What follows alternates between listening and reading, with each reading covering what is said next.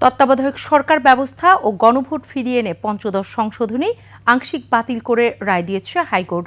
বাকি বিধানগুলোর বিষয়ে সিদ্ধান্ত নেয়ার ভার আগামী জাতীয় সংসদের উপর ছেড়ে দিয়েছে আদালত।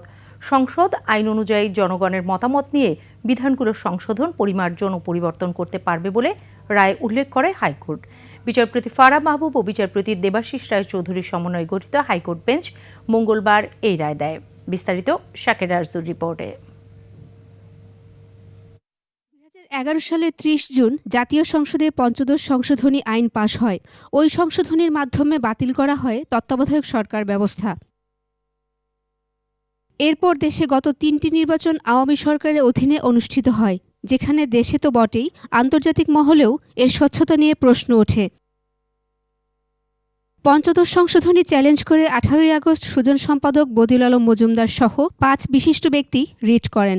আদালত রুল জারি করলে এই রুলের ইন্টারভেনার হিসেবে বিএনপি, গণফোরাম, জামাত, সংস্থা, ব্যক্তিসহ বেশ কয়েকজন যুক্ত হন। মঙ্গলবার পঞ্চদশ সংশোধনী নিয়ে রায় ঘোষণা করে হাইকোর্ট। পঞ্চদশ সংশোধনীর মাধ্যমে 54টি ক্ষেত্রে সংযোজন, পরিমার্জন ও প্রতিস্থাপন আনা হয়েছিল। রায়ে আদালত বলছে, পঞ্চদশ সংশোধনী আইন পুরোটা বাতিল করা হচ্ছে না।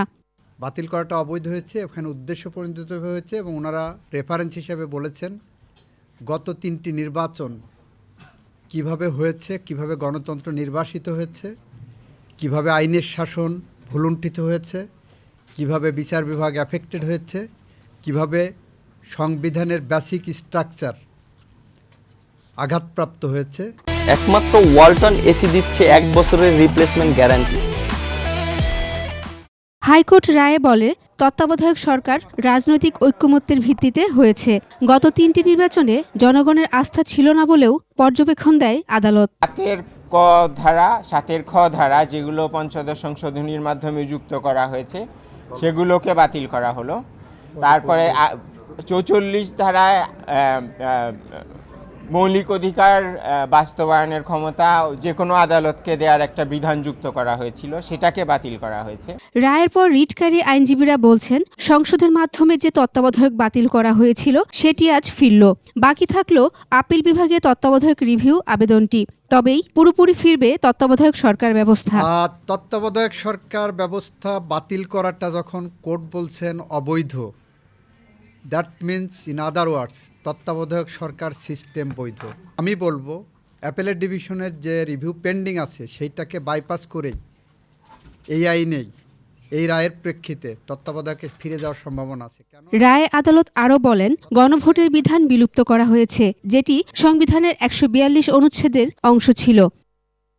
1990 সালে সামরিক শাসক জেনারেল এরশাদের পতনের পর 4টি সাধারণ নির্বাচন হয়েছিল নির্দলীয় তত্ত্বাবধায়ক সরকারের অধীনে। 1991, 1996, 2001 ও 2008 সালে তত্ত্বাবধায়ক সরকারের অধীনে নির্বাচন হয়। এদিকে দেশে 3 বার গণভোট অনুষ্ঠিত হয়। এর মধ্যে 2 বার অনুষ্ঠিত হয় প্রশাসনিক গণভোট এবং 1 বার অনুষ্ঠিত হয় সাংবিধানিক গণভোট। 1977 সালে প্রেসিডেন্ট জিয়াউর রহমানের শাসনকার্যের বৈধতা দান প্রসঙ্গে গণভোট হয়। 1985-তে এরশাদের সমর্থন যাচাইয়ে অনুষ্ঠিত হয় গণভোট। 1991 সালে সংবিধানের দ্বাদশ সংশোধনী আইন প্রস্তাব নিয়ে হয় তৃতীয় গণভোট। শাকের আরজু, 21 টেলিভিশন, ঢাকা।